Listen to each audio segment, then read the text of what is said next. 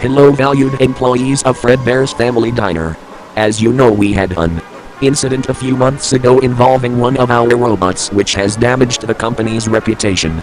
This simply will not do, and so after months of dedicated planning and labor, we here at Fazbear Entertainment are proud to announce that thanks to the swift work of the Afton Robotics Company, we are able to rebrand our company from Fredbear's Family Diner to Freddy Fazbear's Pizza.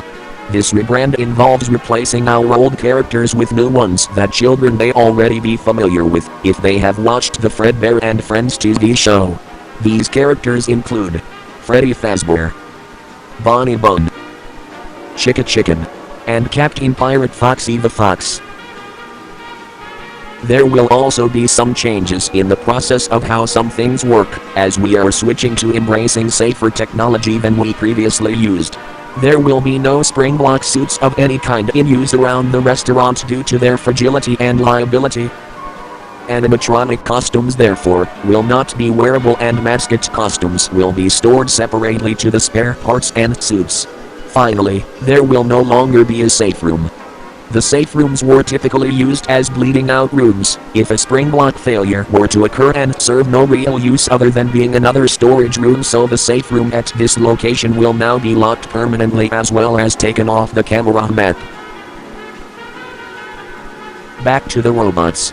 These models utilize the same body structure as the previous spring block models, having the top layer of fur and clothes, the inner shell layer, and finally the meshed skeleton being the bottom layer. Due to the lack of need to fit a person within the suits, the skeletons can afford to be much slimmer and lighter, allowing them to walk more freely and quieter.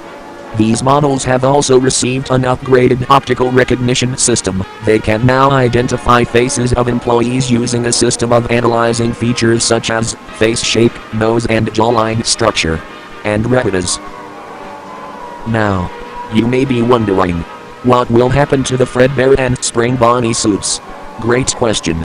Since these suits can't and won't be used again anytime soon and they can't really be recycled, they will be locked away in the safe room so nobody can access them or see them. They will eventually be disposed of if we find no use for them. The next issue to address is what you should say if and when people question what happened to Fredbear and Spring Bonnie. We recommend that you tell the narrative that they have retired from their lives as famous bandmates and are now living a life of luxury elsewhere.